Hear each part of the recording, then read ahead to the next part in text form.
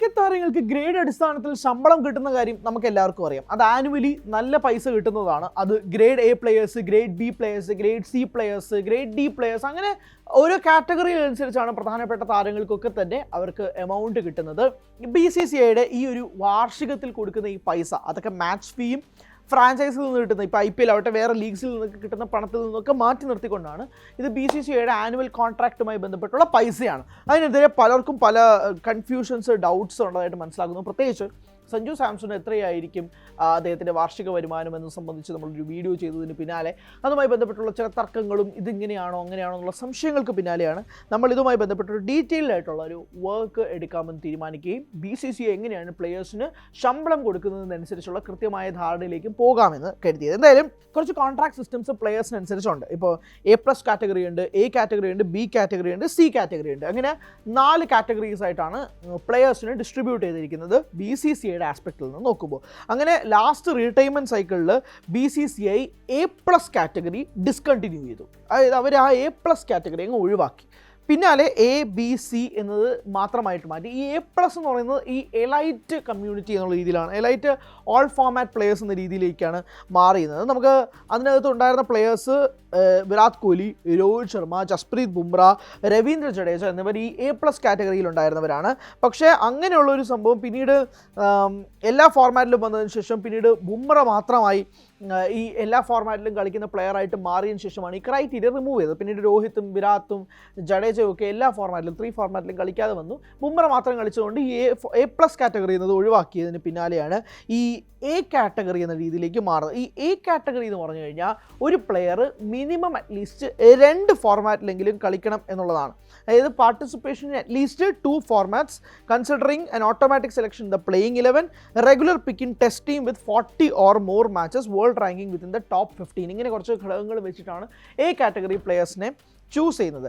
Grade B players ആണെങ്കിൽ a player must meet at least 2 of these എന്നതാണ്. 2 കാര്യങ്ങളുണ്ട്: participation in at least 2 formats, automatic selection in the team, world ranking within the top 20, regular pick in test with 60 or more games. അതായത് A കാറ്റഗറിയിലാണെങ്കിൽ test ടീമിൽ 40 or more games വേണം, top 15 പേരും വരണം.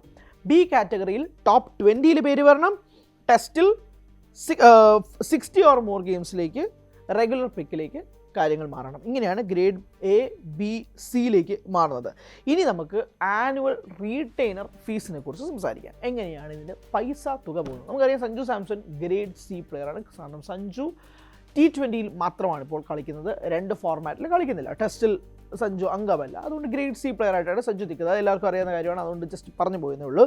നമുക്കിനി annual retaining fees നോക്കിയാൽ grade A players 7 കോടി രൂപയാണ് വരുന്നത്. A+ പ്ലെയേഴ്സിന്, അതായത് രോഹിത്, വിരാത്ത്, ജഡേജ, ബുംറ A+ കാറ്റഗറിയിൽ ഉണ്ടായിരുന്ന സമയത്ത് 7 കോടി രൂപയായിരുന്നു അവരുടെ വാർഷിക വരുമാനം. അതങ്ങ് നിർത്തലാക്കി, അത് ഡിസ്കണ്ടിന്യൂ ചെയ്തു. ഗ്രേഡ് A+ ഇപ്പോൾ ഇല്ല. അപ്പോൾ നമുക്ക് ഇപ്പോൾ നിലവിലുള്ളത് ഗ്രേഡ് A കാറ്റഗറിയാണ്. ആ ഗ്രേഡ് A കാറ്റഗറി 5 കോടി രൂപയാണ് വാർഷിക വരുമാനം. അത് മാച്ച് ഫീ ആയിട്ട് കൂട്ടിയിട്ടില്ല, അത് സെപ്പറേറ്റ് ആണ്. ഇതല്ലാണ്ട് കൊടുക്കുന്ന തുകയാണ് 5 കോടി രൂപ. ഗ്രേഡ് B കാറ്റഗറിക്ക് 3 കോടി രൂപ ആണ് ഒരു പ്ലെയറിന് കിട്ടുന്നത്. ഗ്രേഡ് C കാറ്റഗറിക്ക് 1 കോടി രൂപയാണ് ഒരു പ്ലെയറിന് കിട്ടുന്നത്. സഞ്ജു സാംസൺ വാർഷിക വരുമാനം വേണ്ടി BCCI നൽകുന്നത് 1 കോടി രൂപയാണ്. ക്ലിയർ ആണെന്ന് വിശ്വസിക്കുന്നു.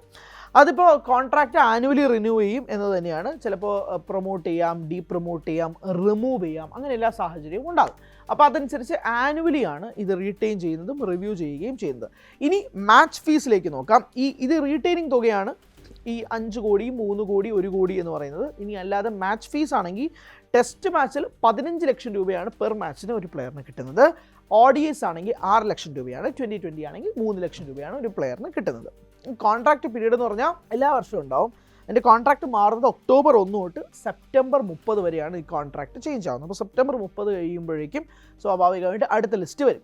BCCI ആരെയൊക്കെ എവിടെയൊക്കെ മാറ്റിയിട്ടുണ്ട്, ഗ്രേഡ് ബിയിൽ നിന്ന് ഗ്രേഡ് സിയിലേക്ക് ആരെങ്കിലും മാറിയിട്ടുണ്ടോ, ഗ്രേഡ് സിയിൽ നിന്ന് ബിയിലേക്ക് ആരെങ്കിലും പ്രൊമോട്ട് ചെയ്തിട്ടുണ്ടോ, തുടങ്ങിയ കാര്യങ്ങളൊക്കെ തന്നെ നമ്മൾ അപ്പോഴാണ് അറിയുന്നത്. Sanju Samson grade C player ആയതുകൊണ്ട് തന്നെ T20Isൽ 3 ലക്ഷം രൂപയാണ് ഒരു മാച്ചിന് കിട്ടുന്നത്. അതോടൊപ്പം തന്നെ ഒരു വർഷം 1 കോടി രൂപയാണ് ആനുവൽ ഇൻകം ആയിട്ട് കിട്ടുന്നത്. എന്തായാലും നിലവിൽ ഏതൊക്കെ പ്ലെയേഴ്സ് ഏതൊക്കെ ഗ്രേഡിൽ, അതാണല്ലോ നമുക്ക് ഇനി അടുത്ത പരിശോധിക്കേണ്ടത്. സഞ്ജു സാംസൺ സിയിൽ നിന്ന് നമുക്കറിയാം. ബാക്കി ഗ്രേഡുകളിൽ ഏതൊക്കെ പ്ലെയേഴ്സാണ് നിലനിൽക്കുന്നത് നമുക്കൊന്ന് പരിശോധിക്കാം. ഗ്രേഡ് A പ്ലെയേഴ്സിൽ ഇപ്പോൾ നിലവിലുള്ളത് ശുഭ്മൻ ഗിൽ, ജസ്പ്രീത് ബുംറ, രവീന്ദ്ര ജഡേജ. ഈ 3 പ്ലെയേഴ്സാണ് നിലവിൽ ഗ്രേഡ് എ കാറ്റഗറിയിൽ ഉള്ളത്. ശുഭ്മൻ ഗിൽ, രവീന്ദ്ര ജഡേജ, ജസ്പ്രീത് ബുംറ. ഇനി നമുക്ക് ഗ്രേഡ് ബി കാറ്റഗറിയിൽ നോക്കിക്കഴിഞ്ഞാൽ അതിനകത്തുള്ളത് വാഷിംഗ്ടൺ സുന്ദർ, രോഹിത് ശർമ്മ, വിരാട് കോഹ്ലി, KL രാഹുൽ, മുഹമ്മദ് സിറാജ്, ഋഷഭ് പന്ത്, ഹാർദിക് പാണ്ഡ്യ, കുൽദീപ് യാദവ്, യശസ്വി ജയ്സ്വാൾ, സൂര്യകുമാർ യാദവ്, ശ്രേയസ് അയ്യർ എന്നീ പ്ലേയേഴ്സാണ് ഗ്രേഡ് ബി കാറ്റഗറിയിലുള്ളത്. അവർക്ക് ഇവരെല്ലാം ടെസ്റ്റ് പ്ലേയേഴ്സാണ്, ഇവരെല്ലാം ടെസ്റ്റ് കളിക്കുന്ന ആളുകളാണ്. അപ്പോൾ ഗ്രേഡ് ബിയിൽ സ്വാഭാവികമായിട്ടും ഇവരും ഉൾപ്പെടുന്നുണ്ട് എന്നതും കൂടി ശ്രദ്ധേയമായ കാര്യമാണ്. ഇനി ഗ്രേഡ് സിയിൽ നമ്മൾ എടുത്ത് നോക്കുമ്പോഴാണ് നമ്മൾ സ്റ്റാർട്ടിങ് വിത്ത് സഞ്ജു സാംസൺ നമ്മൾ ഉൾപ്പെടുത്തിയേ മതിയാവും. സഞ്ജു ഗ്രേഡ് സി പ്ലെയറാണ്.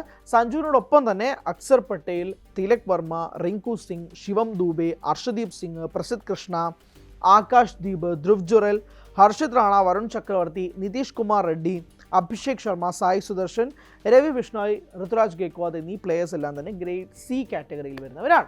ഇതൊന്നും തന്നെ അവരുടെ പ്ലേയേഴ്സിൻ്റെ അടിസ്ഥാനത്തിൽ, കഴിവിൻ്റെ അടിസ്ഥാനത്തിൽ മാത്രമല്ല, ഈ ഫോർമാറ്റും കൂടി ഉണ്ട്. ഇവർ ടോപ്പ് 15 ആണോ 20-ക്കകത്താണോ അല്ലെങ്കിൽ അതിന് മുകളിലാണോ, ഇതെല്ലാം ഇതിൻ്റെ കാറ്റഗറി ആണെങ്കിൽ പോലും ടെസ്റ്റ് മത്സരങ്ങൾ 40-ന് മുകളിലോ 60-ന് മുകളിലോ ഒക്കെ കളിക്കേണ്ടത് കൂടിയുണ്ട്.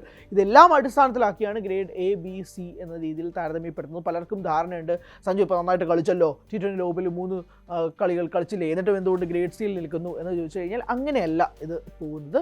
ഇതിന് പിന്നിലൊരു പ്രൊസീജിയർ ഉണ്ട്. ഇതിന് പിന്നിൽ ഇത്രയും മത്സരങ്ങൾ കളിക്കണം എന്ന രീതിയിലുള്ള ഫോർമാറ്റ് ഉണ്ട്. ഇത് ആനുവലി റിന്യൂ ചെയ്യുന്നതാണ്.